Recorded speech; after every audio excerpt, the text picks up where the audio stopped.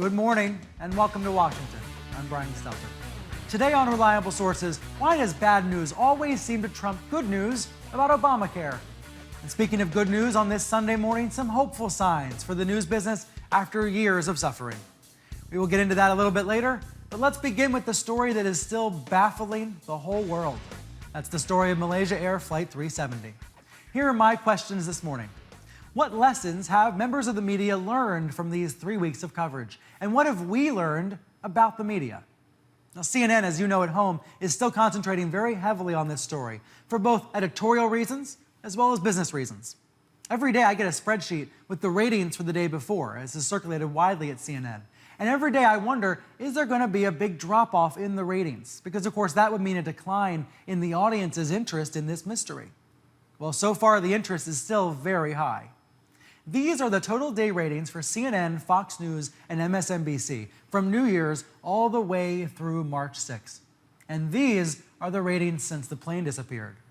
You can see that Fox gained a little bit, MSNBC lost a little bit. The headline here is that CNN gained a lot. And this has been even more pronounced in the 25 to 54-year-old demographic. That's the one that sets advertising rates and pays the bills around here. You can see the difference before and since the plane disappeared. CNN's demo ratings have just about doubled. Now, television executives should not be blinded by ratings, but they cannot be blind to them either. That's the reality of the news business. Joining me now to discuss this is James Fallows, national correspondent for The Atlantic, and Andrew Boujon, a media reporter and blogger for the Poynter Institute. Thank you both for being here. Thank you.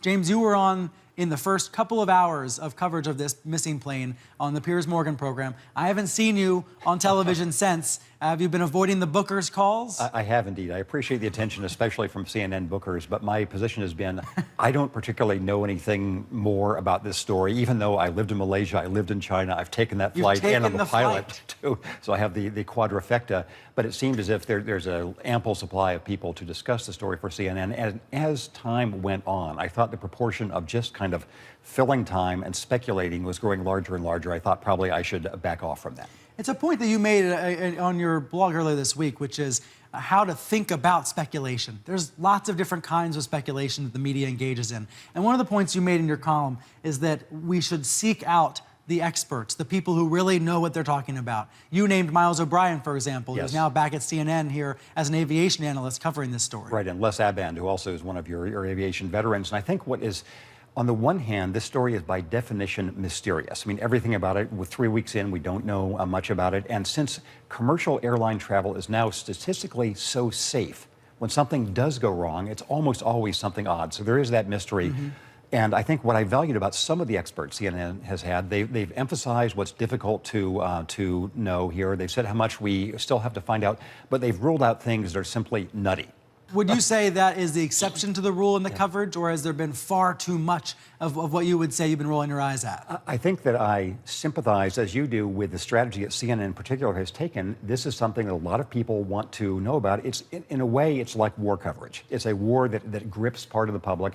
It's of undeniable human interest, human and intellectual and geostrategic. So I think CNN, I would encourage the anchors to bring on more of the guests who say, okay, well, we can dismiss these nutty things, but here's the range of things that could be possible. Andrew, what do you think are some of the lessons learned in the coverage? Because one lesson that I've taken away is that when you bring on readers' or viewers' questions, when you read them aloud from Twitter, for example, and then you debunk them, that can be both a useful exercise. It can also be very easily mocked. Yes. It can also result in embarrassment. Is that a lesson that you've taken away from this as well? I think that as print journalists, we often get to not let our stupid questions get in front of our audience. You know, if you're, you know, people underestimate how hard TV is to do, and I think, you know, I'm always asking people dumb questions when I'm calling them. It's just I'm lucky that nobody ends up reading that part. Do you feel like there's a real disconnect between the coverage and the criticism of the coverage that we've seen in the last couple of weeks, especially? Yeah, I mean, you know, there's definitely a widening gulf between media critics and people who actually consume the media. You've seen the ratings. The weekly average ratings are as high or maybe higher than they were for the presidential election, which says to me that there is a vast audience for this stuff. I think there's a long-term issue here that through human history, spectacle has drawn attention in a way that matters of public affairs don't necessarily do. Charles Dickens would write about public hangings and the crowds they drew. Bread and circuses had a certain appeal. And I think this one is, compared with a lot of other spectacles you could think of, this one has a lot of redeeming features in the news sense. That technologically, we want to know about our air travel system. We want to know about the Chinese-Malaysian relationship. We want to know about sort of the ecological factors in the South China Sea. So again, I think it's defensible for CNN, and I would probably do it if I were in a position of command here to concentrate it. It's just trying to fill less of the time with nutso stuff and not leap to one conclusion today and a different one tomorrow morning. You wrote in a column on Friday, the sobering point here is the very safety of modern air travel makes these episodes both intellectually and emotionally even more difficult. Yes, I mean, it's now, I was quoting a longtime flying writer who said that the FAA designs airplanes to a 1 in a billion safety standard, not 1 in a billion hours, but 1 in a billion flights. That's incredible. So most of the years, there's no fatalities on first world commercial airlines. And so in a way, that's reassuring. Of course, we all view airlines as being safe, but it's a little more terrifying in that you're walking down the street, you're complaining about your seat in the airplane, and suddenly, for no reason, for random factors, it's plunging into the sea. So that makes it, again, hard to diagnose, but also emotionally, in a way, more troubling. I mentioned in my intro the notion that CNN's going all in on this story for editorial and for business reasons. And I wonder, Andrew, if you think that the audience should be more aware of the business reasons. You know, for example, they should understand that it's not just about ad sales, it's also about a subscriber fee for a channel like CNN or Fox. I'm not sure that we really need to expect people to, know what happens when we open up the hood. Like I don't know that that it's reasonable to ask anyone to care about retransmission fees or things like that. but I do think that that it points to something kind of healthy for CNN, which is the ability to become a niche publication once in a while, and to acknowledge the fact that it's part of a greater media ecosystem, that these people can feast solely on this story, or they can just dip in and out when they want to get a hit of it. Niche publication is an interesting term because on the one hand, you have more viewers than usual coming in for the coverage, but it is focused on one main topic, which is the missing plane. It's been some coverage of Ukraine, some coverage of the landslide this week, but mostly the missing plane. So that's what you mean by niche, I think.